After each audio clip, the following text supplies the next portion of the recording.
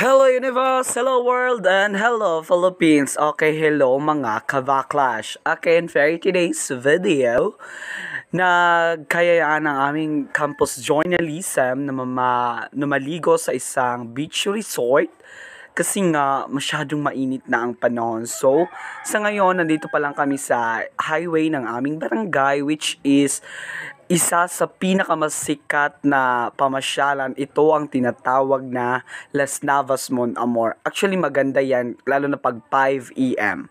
So, nakarating na nga ako sa municipality ng aming lugar. Nandito na ang aking mga kasama. Ayan, perfect. Lahat sila ay member ng campus journalism. Oh, yan, laban.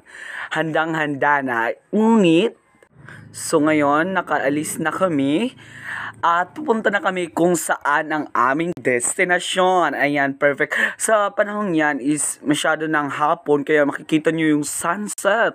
Sobrang ganda, sobrang Latina. Perfect daughter.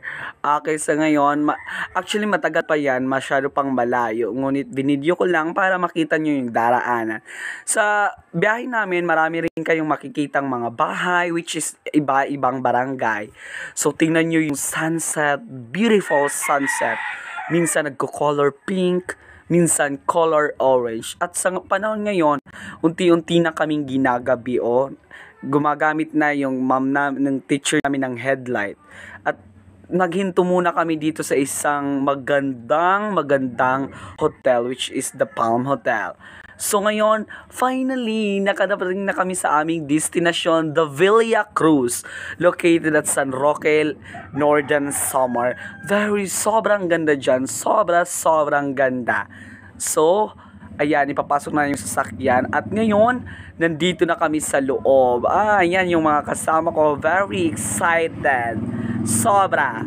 Ayan, grabe. Sulit na sulit yung pagpunta namin dyan. Yung entrance pala is 250 pesos. Ayan. Perfect daughter, diba? Grabe. Ang ganda. Sobra. Skerwin Basarte yan. Ang matalino sa aming klase. Perfect yan. Diba? Sobrang ganda. Hindi mo mapifeel yung stress, hindi mo mapifeel yung init. So, bye-bye mga kabacklash. Yan lang for today's video. Bye-bye.